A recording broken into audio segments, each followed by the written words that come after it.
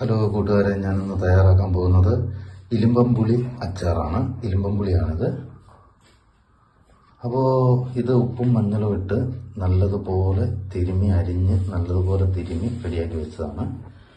അപ്പോൾ നമുക്ക് സ്റ്റവ് കത്തിക്കാം. ഒരു ഫാൻ അടുപ്പിലേക്ക് വെക്കാം. അപ്പോൾ ഫാൻ ചൂടാകുമ്പോഴേക്കും ഒന്ന് ചൂടാകാൻ വെയിറ്റ് ചെയ്യാം നമുക്ക്.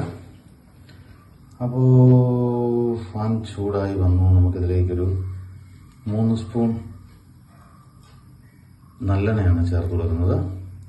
നമ്മുടെ നല്ലെണ്ണ ഒന്ന് ചൂടായി വരുമ്പോഴേക്കും, ഹലോ കൂട്ടുകാരെ, നമ്മുടെ അച്ചാറിനായിട്ട് ഞാനിവിടെ വെളുത്തുള്ളി, ഇഞ്ചി, പച്ചമുളക് എല്ലാം കൂടി അരിഞ്ഞെടുത്തിട്ടുണ്ട്. നമ്മളിത് ഇതിലേക്ക് ആഡ് ചെയ്യാനുള്ളതാണ്. അങ്ങനെ നമ്മുടെ എണ്ണ ചൂടായി. നമുക്കിതിലേക്ക് ഒരു 1/2 സ്പൂൺ കടുക് കൊടുക്കാം. കടുക് കൂട്ടുന്നതിൻ്റെ സൗണ്ട് കേട്ടതുപോലെ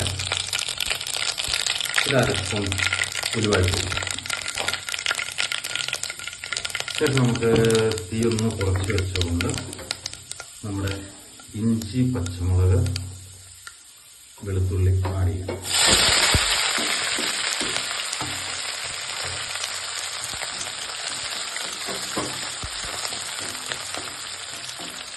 അങ്ങനെ നമ്മുടെ ഇഞ്ചി, വെളുത്തുള്ളി എല്ലാം ഏറെക്കുറെ റെഡിയായി വന്നു. പച്ചപ്പെല്ലാം മാറി ഒരു ബ്രൗൺ കളർ പോലെ ആയി വരുന്നു. നമ്മളിതിലേക്ക് ഒരു 1/4 ടീസ്പൂൺ മഞ്ഞൾപ്പൊടി ചേർത്ത് കൊടുക്കണം. 1 ടീസ്പൂൺ കാശ്മീരി ചില്ലി ചേർത്ത് കൊടുക്കണം. 1 ടീസ്പൂൺ അച്ചാർ പൊടി ചേർത്ത് കൊടുക്കണം. ഒരു 1/4 ടീസ്പൂൺ ഉലുവാപ്പൊടി ചേർത്ത് കൊടുക്കും.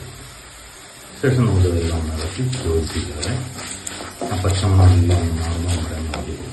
അങ്ങനെ നമ്മുടെ മസാല എല്ലാം ഏർപ്പെടും നല്ലപോലെ മൂത്ത് പച്ചമണമെല്ലാം മാറി വന്നു. ഇനി നമുക്കിതിലേക്ക് ഒരു 1/2 കപ്പ് തിളച്ച വെള്ളം ഒഴിച്ചു കൊടുക്കാം. ശേഷം നല്ലപോലെ ഇളക്കി യോജിപ്പിക്കുക. അങ്ങനെ നമ്മുടെ മസാല എല്ലാം ഒന്ന് മൂത്ത് റെഡിയായി വന്നുകൊണ്ടിരിക്കുന്നു.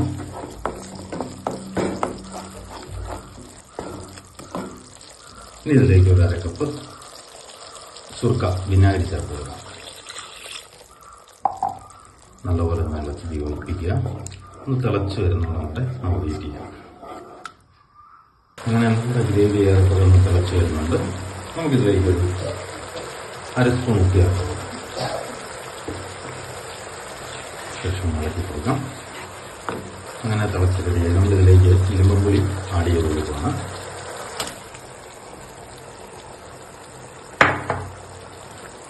നല്ലപോലെ ഒന്ന് ഇളക്കി മിക്സായി കൊടുക്കാം. അപ്പോൾ ഒന്ന് തിളച്ച് വരുന്നത് നമ്മൾ വെയിറ്റ് ചെയ്യാം. അതാണ് നമ്മുടെ അച്ചാറെല്ലാം തിളച്ച് വരുന്നുണ്ട്. നമ്മൾ ഈ അച്ചാർ ഒരു ചൂടെല്ലാം പോയി കഴിഞ്ഞതിന് ശേഷം ഒരു ഭരണിയിലിട്ട് വെക്കുക. ഒരു 2-3 ദിവസം വെയിറ്റ് ചെയ്തതിന് ശേഷം ഉപയോഗിക്കുമ്പോഴാണ് നല്ല ടേസ്റ്റ് ഉണ്ടാവുക. കാരണം എന്താണെന്ന് വെച്ചാൽ അതിൽ ഉപ്പും പുളിയെല്ലാം പിടിക്കണം. അത് തന്നെയല്ല, അതൊന്ന് ചെറുതായിട്ട് അലുത്ത് ഇതിലേക്ക് വരണം. ഇപ്പോൾ ഒരു കഷ്ണം പോലെയാണ് കിടക്കുന്നത്. ഇതൊന്ന് അലുത്ത് വരും. ഒരു 2-3 ദിവസം വെയിറ്റ് ചെയ്ത് കഴിയുമ്പോഴത്തേക്കും അത് കഴിഞ്ഞ് നമ്മളിത് ഉപയോഗിച്ച് തുടങ്ങാവുന്നതാണ്. അതുപോലെ നനഞ്ഞ സ്പൂണ്, വെള്ളമയമുള്ള ഒരു സാധനം ഇട്ട് കുറയ്ക്കുകയൊന്നും ചെയ്ത് അതുപോലെ ഇത് എടുത്തതിന് ശേഷം ഉപയോഗിച്ചതിന് ശേഷം നമ്മൾ നല്ലതുപോലെ മൂടിക്കെട്ടി നല്ലതുപോലെ വെക്കുക. ഫ്രിഡ്ജിലൊന്നും വെക്കണ്ട. ഒരു 2 മാസത്തേക്ക് ഫ്രിഡ്ജിലൊന്നും വെക്കണ്ട. നമ്മൾ നനഞ്ഞ സ്പൂണോ ഒന്നും ഇട്ട് ഉപയോഗിക്കാതിരുന്നതാണ്. ഒരു കുഴപ്പമില്ലാതെ റെഡിയായി കിട്ടും. നമുക്കിതിലേക്ക് ഒരല്പം കായപ്പൊടി ചേർത്ത് കൊടുക്കാം. ഒരു 1/4 ടീസ്പൂൺ.